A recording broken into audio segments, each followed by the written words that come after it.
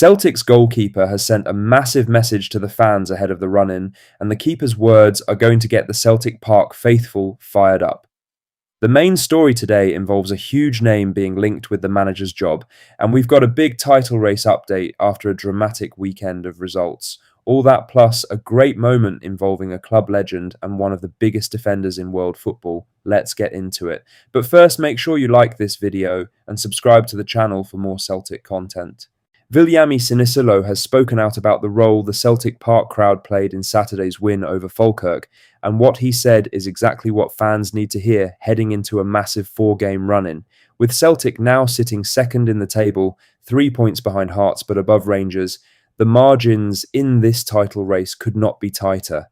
Every point, every atmosphere, every bit of pressure from the stands could make the difference, and Sinisalo is in no doubt about how much the supporters matter right now.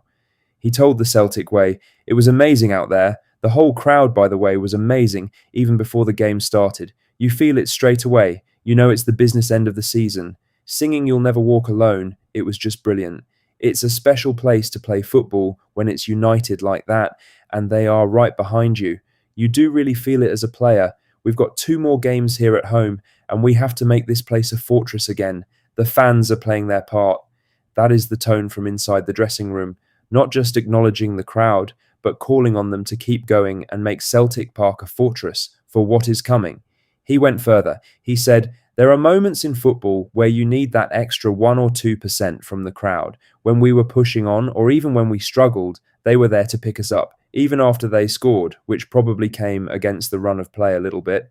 We never really looked nervous because the crowd was right behind us. It's a massive thing, and that's exactly what you want to get from the crowd. Celtic still have home games against Rangers and Hearts to come, alongside trips to Hibs and Motherwell. 4 games, no room for error. The fans know what is required, and based on what Sinisalo is describing, they are already delivering. Now the players have to match that energy every single time they step on the pitch." Now for the main story, as Celtic are being urged to go all out to sign Roberto Martinez as their next permanent manager, with one senior football figure saying it would be worth every penny and then some. Former Aberdeen, Everton and Aston Villa chief executive Keith Wyness has spoken to Football Insider and made the case strongly for the Celtic board to push the boat out financially to get the deal done. Martinez, who is currently managing the Portugal national team, has been linked with the Celtic Park vacancy as the club prepares for life after Martin O'Neill steps down at the end of the season. Wyness said on the Football Insider Inside Track podcast, "We've all been criticising Celtic, the board, for not spending enough. This is one where they'd have to really push the boat out to get Martinez, but it would be worth it, in my opinion, for lots of reasons, and might even help assuage the fan base to a degree. That alone, in terms of helping heal the division, would be very helpful. He'd be a great fit for Celtic, and even for him, having done a lot of big things, this may suit him quite well.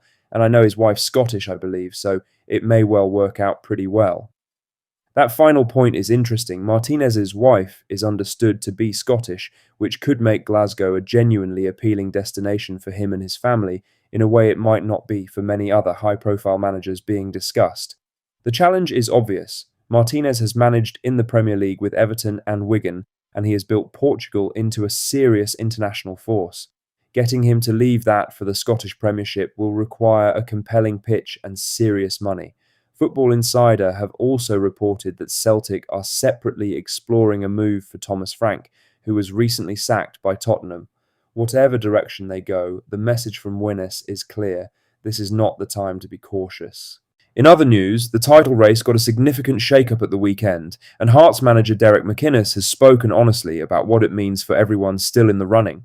Rangers lost 3-2 to Motherwell at Ibrox, a result that moves Celtic above them in the table and into second place. Hearts won their Edinburgh derby against Hibs, but it was far from comfortable, coming from behind and relying on Hibs having 2 players sent off before getting over the line. So with 4 games left, Hearts remain 3 points clear at the top, Celtic are second, and Rangers have dropped to third.